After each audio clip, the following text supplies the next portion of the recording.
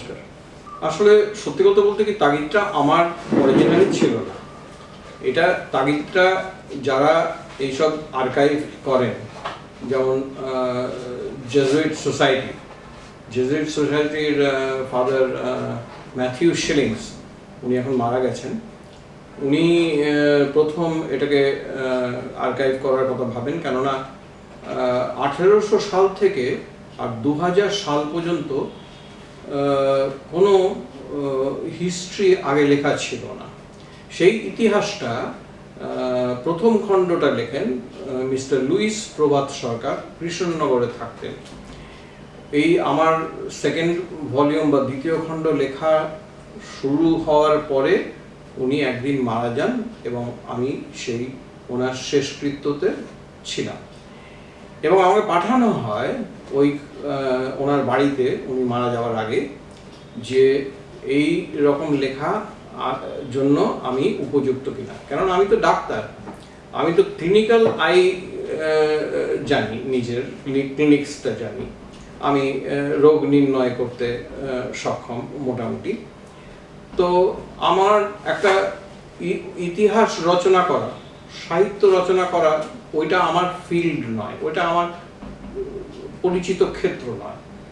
এবং আমি পারবো কিনা সেইটা সম্বন্ধেও এই দুজন লোকের, ফাদার শিলিংস এবং মিস্টার সরকারের যথেষ্ট সন্দেহ ছিল।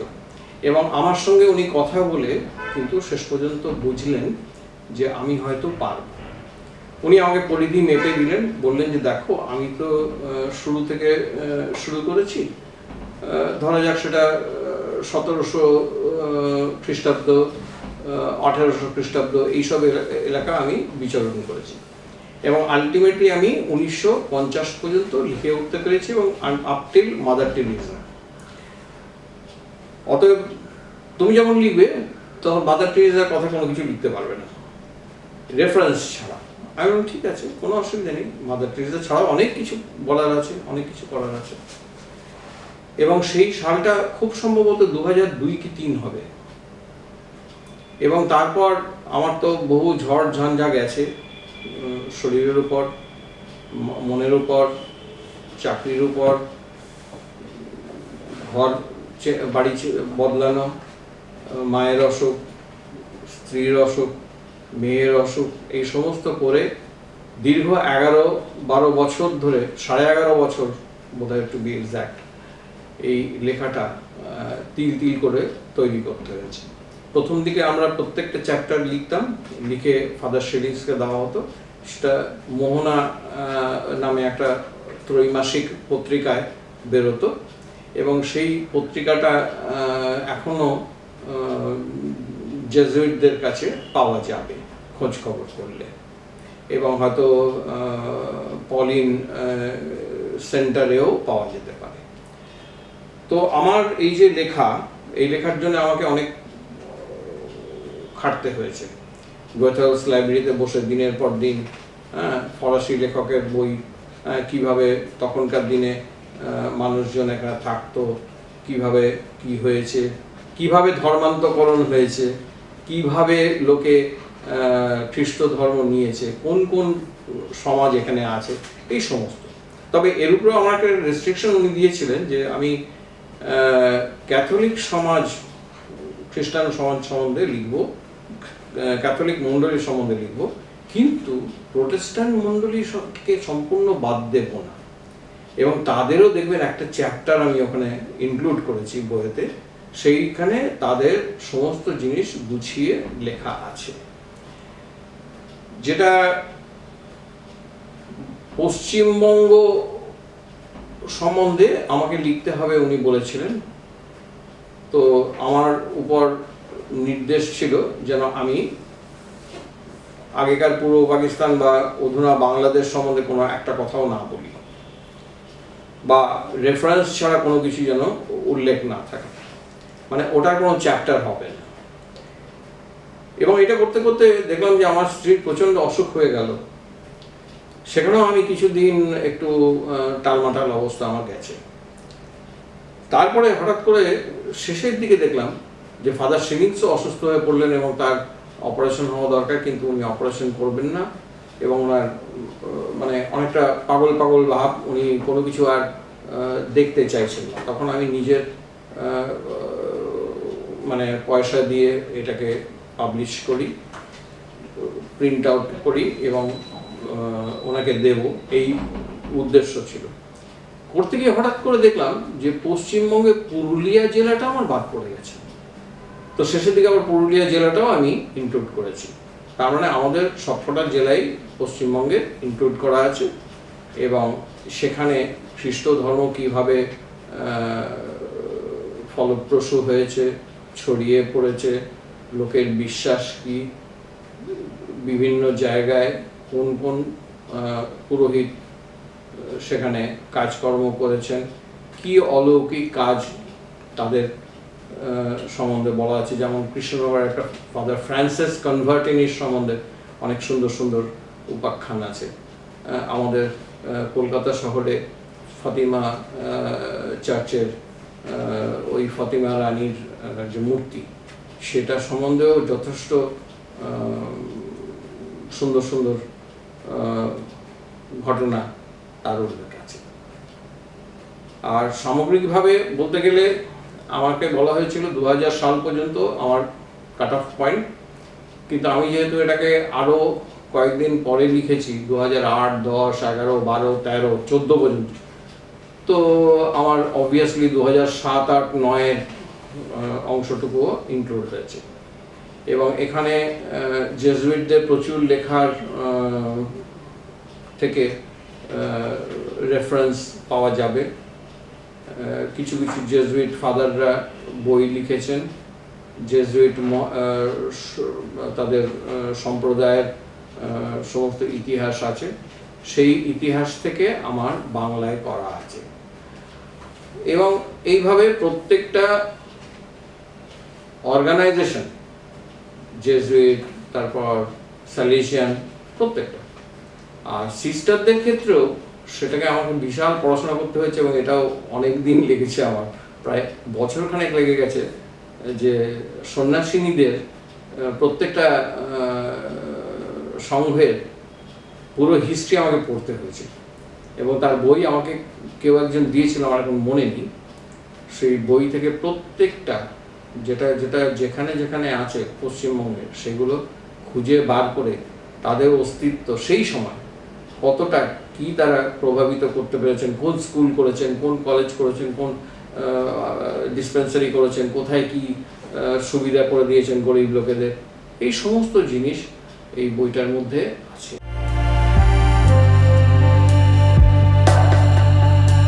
প্রিয় দর্শক, আমি একটু আগে ধর্মান্তরকরণ বলেছি, সেটা সম্বন্ধে কিছু বলতে চাই।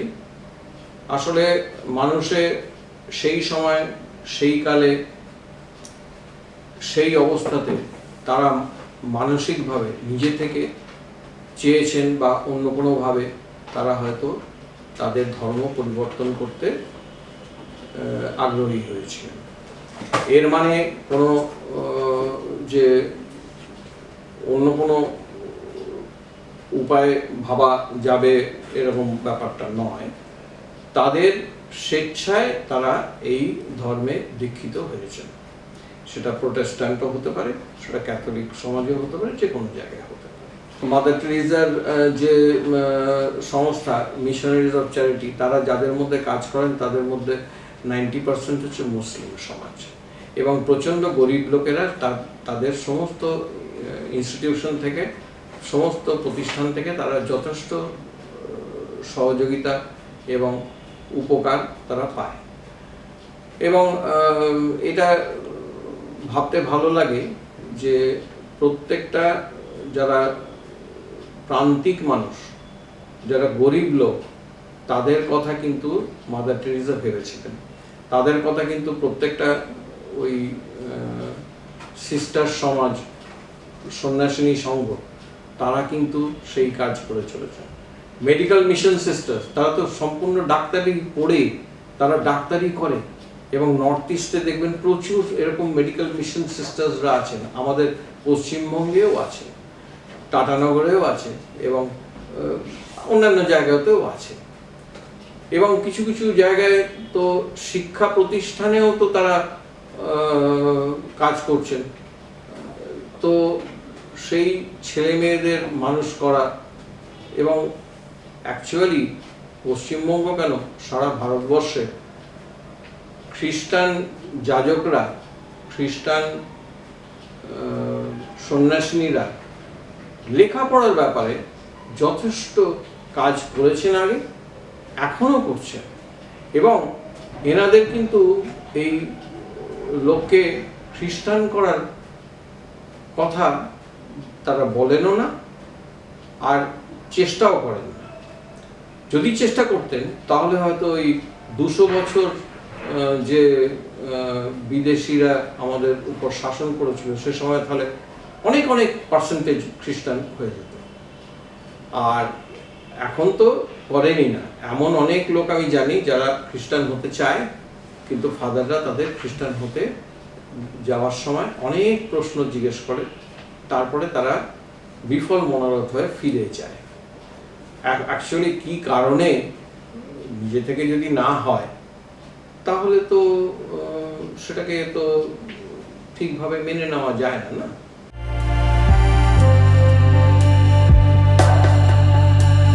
খ্রিস্টান হওয়াটা খুব সহজ ব্যাপার নয়। এই জলে একটু অবগাহন করিয়ে দেওয়া, যেটা প্রটেস্ট্যান্টরা করেন, অথবা ক্যাথলিকরা যেরকম মাথায় পবিত্র জল দিয়ে পিতা পুত্র পবিত্র আত্মার নামে আমি তোমাকে বাপটাইজ করলাম, এই কথাটা বলে ব্যাপটিজম দেওয়া বা বাপটিজম হওয়া, এটা এতটা সহজ ব্যাপার নয়। যে খ্রিস্টান তাকে তো প্রতি সপ্তাহে একবার করে গির্জা যেতে হবে, তার অনেক কিছু অনুশাসন আছে, তার পাপ স্বীকার করা আছে, তার একটা নিয়ম মেনে চলার আছে, 10 আজ্ঞা আছে যেটা ভগবান দিয়েছিলেন মসির হাত দিয়ে, আর মণ্ডলীর 6 আজ্ঞা আছে। অতএব আমরা সবাই এই সমস্ত আজ্ঞাবহ, এবং একটা খ্রিস্টান হওয়া অত সহজ নয়। কারণ যিশু কি বলেছিলেন? যিশু বলেছিলেন, সবাই বলে যে তুমি বন্ধুকে ভালোবাসবে, আমি বলি তুমি তোমার শত্রুকেও ভালোবাসবে।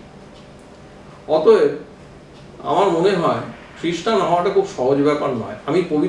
আমি মানে সত্যিকারের খ্রিস্টান হতে পেরেছি কিনা সেটা প্রভু যিশু জানেন। হ্যাঁ, আমার তো মনে হয় না আমি সেই পর্যায়ে উঠতে পারিনি। হয়তো কোনো কোনো সময় আমি হয়তো ভালো কাজ করেছি, কিছু করেছি, কিন্তু সব সময় কি আমি পেরেছি আদর্শটা মানতে? দায়বদ্ধতা, ওই যতদিন খুব সক্ষম ছিলাম প্রতি সপ্তাহে গির্জে যেতাম, এবং সত্যি কথা বলতে কি যে স্কুলে পড়াশোনা করেছি, Don Bosco school, park circus, সেখান থেকে শিখিয়েছিল কোনো রকম মিথ্যা কথা বলবে না। কিন্তু চাকরিতে ঢুকে দেখলাম যে একে একে আমাকে মিথ্যার আশ্রয় নিতে হচ্ছে।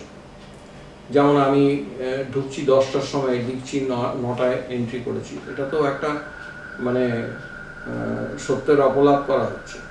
আমি 3টের সময় বেরিয়ে যাচ্ছি, পরের দিন সকালে এসে লিখছি যে 4:30টায় বেরিয়েছি কি 5টায় বেরিয়েছি। এটাও তো অসত্য, এবং এটা তো পাপ, এবং এটা তো আমাদের মানে পাপ স্বীকার করার যোগ্য। তো আমি গিয়েছিলাম ফাদারের কাছে পাপ স্বীকার করতে। আমি বলেছিলাম যে আমি তো এই দ্বিধার মধ্যে আছি, এই ডিলেম্মার মধ্যে আছি, কি করি। উনি বললেন সবাই কি করছে? সবাই এই একই জিনিস করছে। তাহলে আর ওটাকে ভেবো না, তুমি একটু প্রার্থনা করো যেন তুমি এর বাইরে যেন না যাও বা অতিরিক্ত সুযোগ সুবিধা না নিও। তো এইরকম নানা রকম ব্যাপারে, তারপর ধরুন আমাদের লেন্ট পিরিয়ডে বা তপস্যাকালে আমাদের উপবাস করতে হয়, অনেক কিছু জিনিসের কৃচ্ছ সাধন করতে হয়। এই সমস্ত জিনিসগুলো আগে খুব বেশিভাবে করতে পারতাম। বয়স বাড়ার সঙ্গে সঙ্গে এগুলো মানে একটু যেন কিরকম শিথিল হয়ে যায়। তার উপরে যদি ব্লাডে বা রক্তে যদি শর্করার পরিমাণ বৃদ্ধি হয় তো আরও মুশকিল। না খেয়ে থাকা যে কি কষ্টকর সেটা আমি চাই না।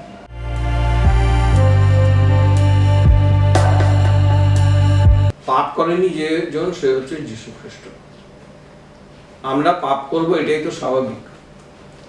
তো আমরা যদি পাপের জন্য ক্ষমা প্রার্থী হই তাহলে উনি আমাদের পাপ ক্ষমা করে দেবেন। খ্রিস্ট বলেছিলেন আমি তো ধার্মিক লোকেদের জন্য পৃথিবীতে আসিনি, আমি তো যারা পাপী তাপী তাদের জন্য এসেছি, তাদের উদ্ধার করতে এসেছি, তারা যাতে নতুন জীবন ফিরে পায় তার জন্য আমি এসেছি। অতএব ঠিকই কথা বলেছেন, এটা তো প্রভু যীশু আমাদের শিখিয়ে গেছেন। ডাক্তার বলে সব জিনিসটাই একটু যে এই লোকের লিভারটা একটু বড় আছে, তার লিভারটা ব্যথা করছে কিনা, এরকম ভাবে যে ক্লিনিক্যালি এটাকে বিচার করা, এবং সেটা ওই প্রত্যেকটা দেখুন ধর্মপল্লীর ক্ষেত্রেও সেই একই ব্যাপার। সেখানের উৎকর্ষতাটা কি, সেখানে মেইন জিনিসটা কি, সেখানে কারা সব থেকে বেশি আগে সর্বাগ্রে ছিল বা আছে, বা কি কাজ ভালো হয়, এই সমস্ত জিনিস করতে গিয়ে অনেকটা ওই ডাক্তারির ছোঁয়া একটু হয়ে গেছে। এটার জন্য আমি ক্ষমা প্রার্থী।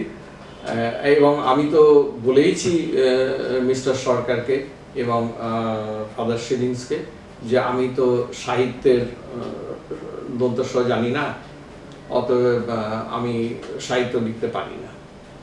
ওই বাংলা লেখার মধ্যে অনেক সময় ওনাদের সাহচর্য আমাকে পেতে হয়েছে। ফাদার এঙ্গেলবার্টকে ফোন করতে হয়েছে, ফাদার সুনীল রোজারিওকে ফোন করতে হয়েছে, ফাদার তিমির সিনহা এখনো আছেন বেঁচে, ওনাকেও ফোন করতে হয়েছে। ইভেন গতকালকের মারা গেছেন ফাদার অ্যালয়সিয়াস কারভালো, তার সঙ্গে আমাকে অনেক দীর্ঘক্ষণ আলোচনা করতে হয়েছে।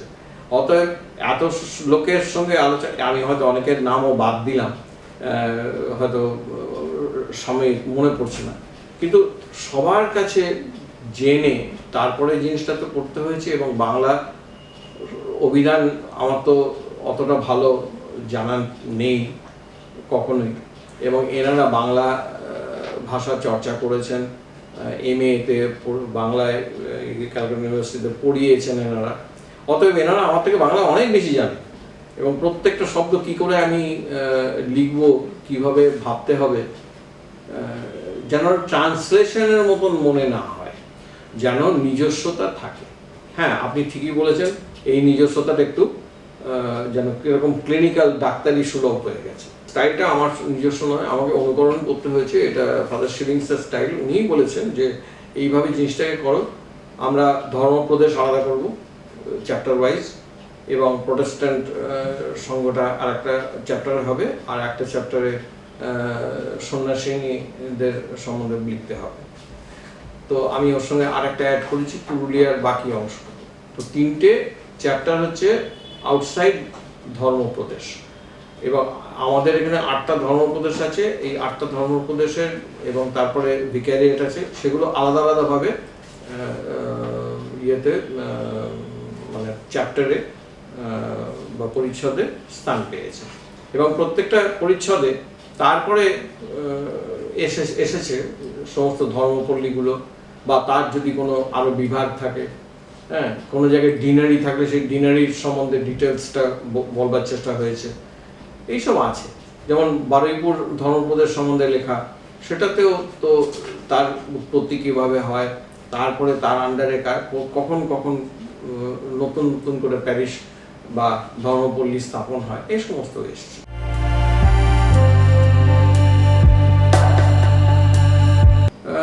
অনেক পাঠকই তো বলেছে এটা ডিরেক্টরি হয়েছে।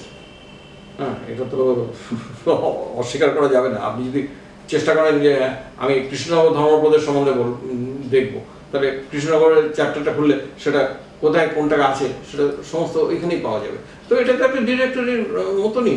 তবে হ্যাঁ, যাতে সম্পূর্ণ ডিরেক্টরি না লাগে তার জন্য একটু গল্প দেওয়া হয়েছে, একটু সেখানে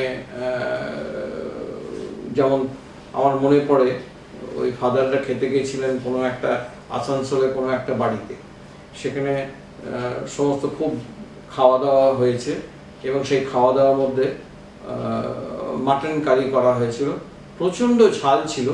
ফাদাররা উহা করে মানে সে জল খেয়ে খেয়ে মিষ্টি খেয়ে কোনো রকমে তারা পালিয়ে আসেন।